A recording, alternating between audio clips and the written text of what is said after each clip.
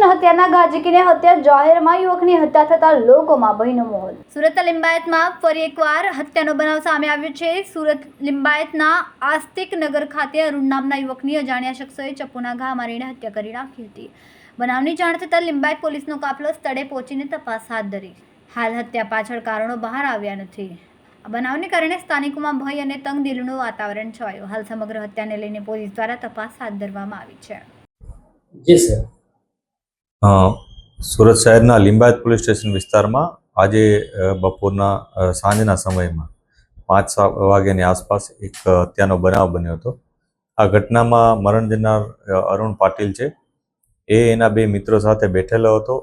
એના જે પરિચિતમાં છે, એકનું નામ દેવીદાસ સુખદેવ કરીને છે, દેવીદાસ ઉર્ફે ડેવિડ, અને બીજાનું નામ છે સની હલવાઈ। આ બંને જણાએ થઈ અને અરુણ પાટીલની હત્યા નિપજાવી હતી।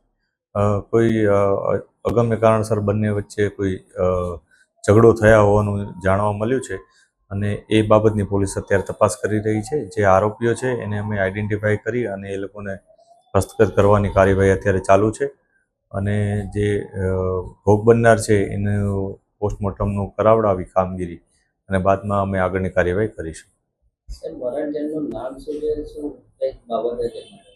મરણ જનાર છે એનું નામ અરુણ પાટીલ છે। એ એના બંને જે પરિચિત વ્યક્તિઓ છે એની સાથે બેઠેલા હતા અને અચાનક ત્રણે વચ્ચે મતલબ ઝઘડો થયો।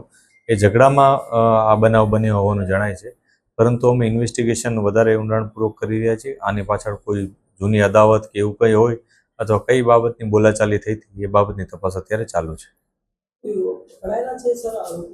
આરોપીઓને અત્યારે હસ્તગત કરવાની પ્રક્રિયા ચાલુ છે।